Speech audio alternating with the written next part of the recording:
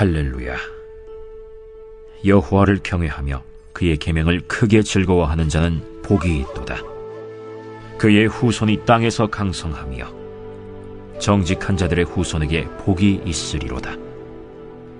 부와 재물이 그의 집에 있으며 그의 공의가 영구히 서 있으리로다. 정직한 자들에게는 흑암 중에 빛이 일어나나니 그는 자비롭고 긍휼이 많으며 의로운 이로다. 은혜를 베풀며 구워주는 자는 잘 되나니 그 일을 정의로 행하리로다. 그는 영원히 흔들리지 아니하며 의인은 영원히 기억되리로다. 그는 흉한 소문을 두려워하지 아니하며 여호와를 의뢰하고 그의 마음을 굳게 정하였도다. 그의 마음이 견고하여 두려워하지 아니할 것이라. 그의 대적들이 받는 보응을 마침내 보리로다. 그가 재물을 흩어 빈궁한 자들에게 주었으니 그의 의가 영구히 있고 그의 뿔이 영광 중에 들리리로다. 악인은 이를 보고 한탄하여 이를 갈면서 소멸되리니 악인들의 욕망은 사라지리로다. 안녕하십니까. 2월 29일 토요일 말씀 묵상 시작하겠습니다. 시편 112편 1절에서부터 10절까지 말씀 함께 읽었습니다. 그리고 시편 112편을 통해서 어제 본문 시편 111편과 연관되어서 함께 하나님을 온전히 경외하는 자가 어떤 승리를 얻는지를 묵상해 봤으면 좋겠습니다. 시편 111편부터 118편을 쭉 한번 살펴보시면요, 모두 다 할렐루야라는 말로 시작하는 것을 보실 수가 있습니다. 이걸 그래서 할렐루야 시편이다 그렇게 불러요. 그런데 이것들이 굉장히 좀 비슷한 면이 있는데요, 111편과 112편은 서로 짝을 이루는 듯한 느낌이 듭니다. 참고로 113편부터 118편까지는요, 유대인들이 유월절 만찬을 할 때 낭송하는 시편입니다. 113편, 114편은 만찬을 시작할 때쯤에, 즉 만찬이 시작되기 전에, 그리고 115편에서부터 118편은 만찬의 마지막에 함께 낭송했다고 그래요. 이처럼 113편부터 118편은 유월절 만찬에 쓰였는데 111, 112편은 유월절 때 쓰인 것도 아니거든요. 그런데 같은 할렐루야 시편입니다. 그리고 또 독특한 것이 111편과 112편이 모두 다 답관체로 쓰여져 있습니다. 답관체에 대해서는 어제 본문에서 제가 상당히 길게 설명을 했거든요. 그러니까 어제 본문을 좀 참조해 주셨으면 좋겠습니다. 그리고 그 소절의 배열 역시요, 똑같습니다. 1절부터 8절까지는 두 소절로 이루어진 문장들이에요. 그래서 총 16소절이고 9절과 10절은 각 문장이 3소절로 이루어진 문장입니다. 그래서 총 6소절, 합치면 22소절, 히브리어 알파벳의 숫자인 22개와 일치하죠. 이런 면에서 볼 때에 111편과 112편은요, 서로 연관되어 있고 짝을 이루는 시편이라고 볼 만한 근거는 충분합니다. 아마도 유대인들이 제사를 드리거나 집회를 할 때에 함께 111편을 불렀으면 112편도 함께 부르는 시편이었을 것입니다. 내용상으로도 상당히 연결이 많이 되어 있습니다. 111편은 하나님을 찬양하는 시고 112편은 사람을 가르치는 지혜시입니다. 그러나 그 주제라는 편에서는 굉장히 일맥상통하고 있습니다. 111편은 영원히 하나님을 기억하라 이렇게 노래하는데요, 하나님을 기억하는 것은 말씀을 가까이 하는 것밖에 없지 않습니까? 우리가 말씀을 가까이 함으로써 하나님을 기억하면 하나님께서 우리를 기억해 주신다. 하나님은 우리에게 주신 그 언약을 기억하시는 분이고 우리도 그 말씀으로 하나님을 기억해야 된다라는 노래가 111편이었다고 하면 112편은 그 하나님을 경외하면서 그 계명을 즐거워하고 그 말씀대로 순종해야 된다. 순종하면서 살아야 된다는 말을 하고 있어요. 그래서 굉장히 내용상으로도 일맥상통하고 그 형태도 거의 같다고 할 수 있을 정도로 굉장히 비슷한 시편들입니다. 1절부터 4절까지 내용 보시면요, 할렐루야로 시작해가지고 여호와를 경외하는 자는 곧 그의 계명을 크게 즐거워한다라는 노래가 이어지면서 그런 사람이 복을 받는다. 그의 공의가 영구히 서 있는다. 이런 표현들이 이어지는데요.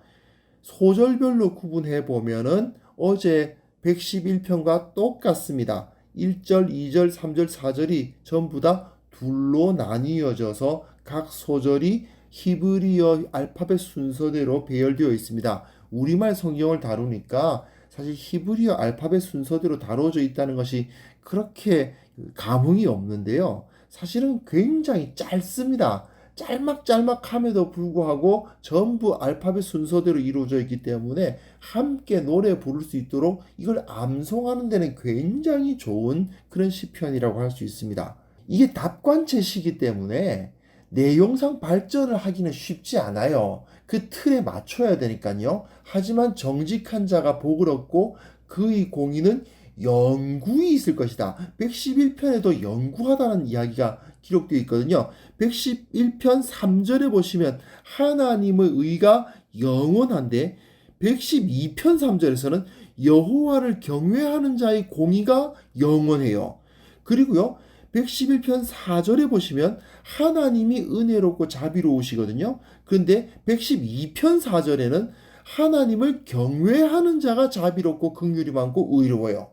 그러니까 거의 판박이처럼 하나님은 이런 분이다라고 111편에 노래했다면 112편은 그 하나님을 경외하는 자는 이런 사람이다라고 노래하고 있는 셈이에요. 그래서 하나님을 경외하는 사람에게는 하나님의 영원하심, 은혜로우심, 자비로움 그런 특징들이 그대로 나타난다라고 노래하고 있는 것이죠. 5절부터 8절까지 내용 보시면요. 역시 마찬가지로 111편의 사상이 반영되고 있거든요. 하나님께서 그 언약을 영원히 기억하신다는 노래처럼 하나님을 경외하는 자는 하나님에 의해서 형통하고 하나님에 의해서 영원히 기억됩니다. 역시 소절별로 구분해도 똑같습니다. 5절, 6절, 7절, 8절이 전부 두 개의 소절로 나누어지고 각 소절은 역시 히브리어 알파벳 순서대로 이어지고 있습니다. 물론 우리말에서는 나타나지 않지만요. 여하튼 여기서 하나님께서 그 언약을 영원히 기억하시는데 하나님을 경외하는 자는 영원히 기억됩니다. 하나님도 그를 기억하실 것이고 또한 그 이웃들도 그를 기억하겠죠. 특별히 112편은 하나님을 경외하는 자는 이웃과의 관계에서도 칭찬을 받는다는 것을 굉장히 강조합니다. 다른 사람에게 은혜를 베풀고 계속 도움을 주는 사람이 바로 하나님을 경외하는 자라는 거죠. 결국 하나님을 사랑하고 이웃을 사랑하고 예수님께서 율법을 요약하신 그 두 가지 아닙니까? 하나님 사랑, 이웃 사랑. 그것이 여기서 111편과 112편에서 잘 나타나고 있습니다.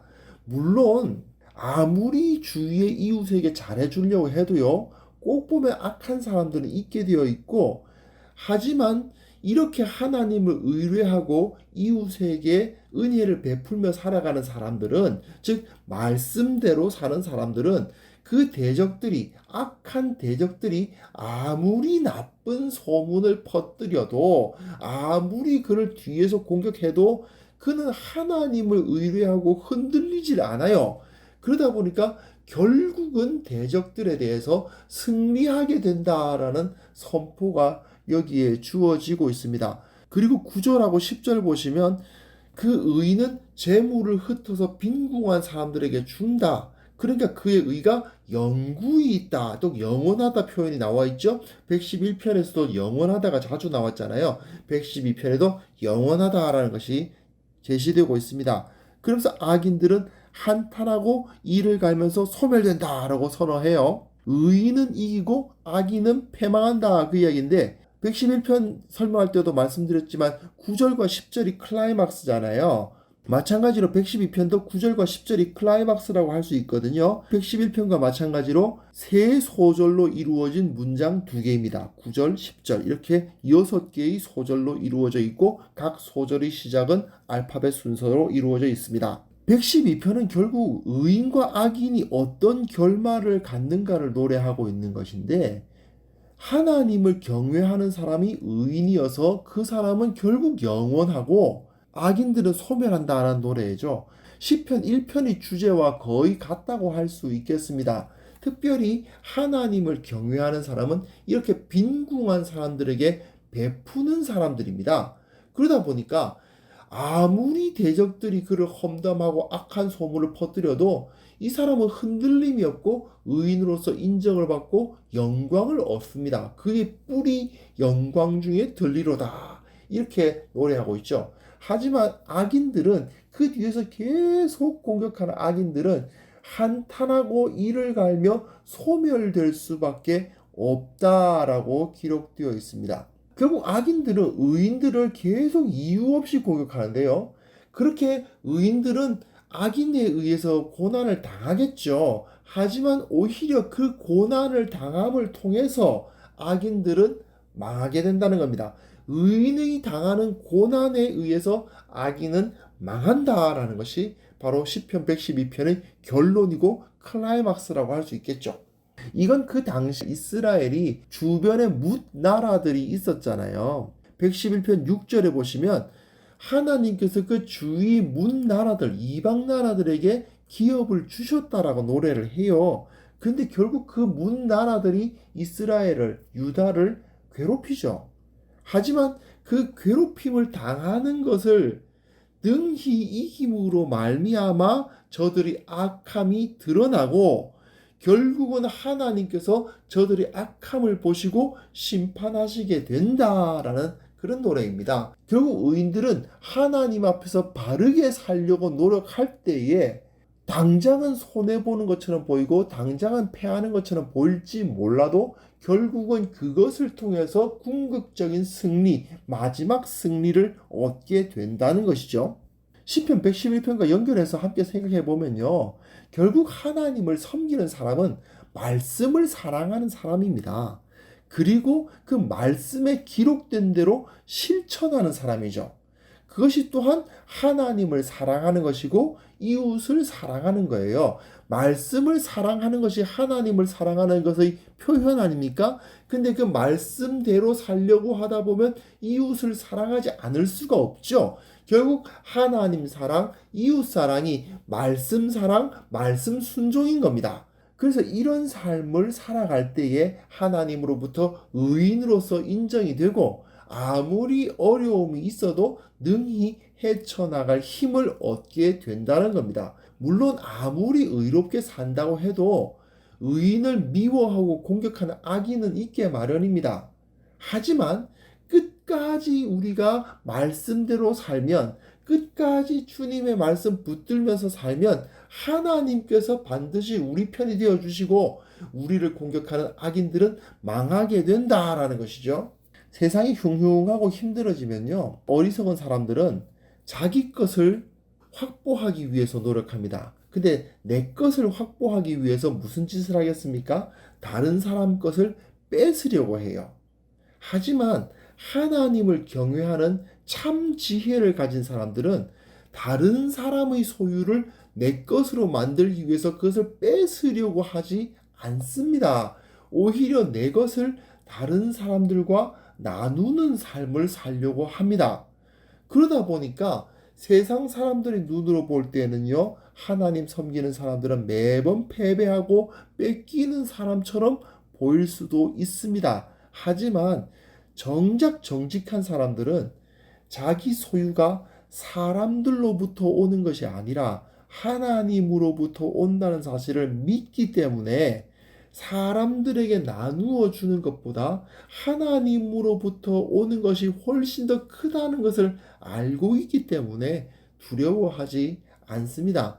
그런데요, 이런 법칙들은 믿지 않는 사람들도 깨달은 경우가 있어요. 정말 장사 잘 하시는 분들 보면요, 자기 집에 찾아오는 손님들의 호주머니에서 어떻게 하면 저 사람들이 돈을 내 돈으로 만들까를 생각하는 사람들이 아니죠. 오히려 내 가게를 찾아오는 손님들에게 감사하고 어떻게 하면 저분들이 만족하시고 가실 수 있을까를 고민하는 사람들 아닙니까? 그런데 그런 집이 잘 되잖아요. 왜 그렇겠어요? 그 사람들이 잘해주기 때문이다라고 생각할 수 있지만 궁극적으로는 하나님께서 복의 복을 부어주시니까 그런 거 아니겠습니까? 그게 바로 하나님으로부터 오는 참된 풍요죠. 우리는 이 사실을 믿어야 합니다.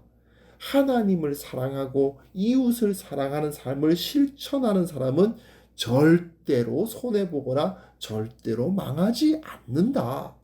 하나님을 경외하며 살면 세상 사람들의 근시안적 눈으로 봤을 때는 손해보는 것 같고 바보 같다고 생각될 수 있지만 그것이 결국은 승리하는 길이요. 그것이 결국은 진정으로 풍요로운 길이라는 사실을 우리가 온전히 깨닫고 주님께서 가르치신 바대로 살아가는 자들 될 수 있기를 바랍니다. 하나님 아버지, 우리가 하나님을 사랑하고 이웃을 사랑하는 삶, 말씀을 사랑하고 말씀에 기록된 대로 실천하는 삶을 살아갈 수 있도록 주님께서 우리와 함께하여 주옵소서. 그것을 통해서 하나님께서 그 하늘 문을 여시고 우리에게 부어주시는 그 크신 복들을 받아 누리며 기뻐하며 살아가는 자들 되게 하여 주옵소서. 역병으로 인해서 많은 사람들이 두려워하고 있습니다. 그러나 우리는 그 두려움 때문에 흔들리지 아니하고 오직 주님께서 우리를 지키신다는 사실을 믿으며 기뻐하며 감사하며 찬양하며 살아가는 자들 되게 하여 주시고, 참으로 모여서 예배하지 못하는 자들에게도 은혜를 베풀어 주셔서 모이지 않더라도 그 각 곳에서 하나님의 은혜가 물 붓듯이 부어지는 경험을 받을 수 있도록 주님께서 임재하여 주옵소서. 예수님의 이름으로 기도합니다. 아멘.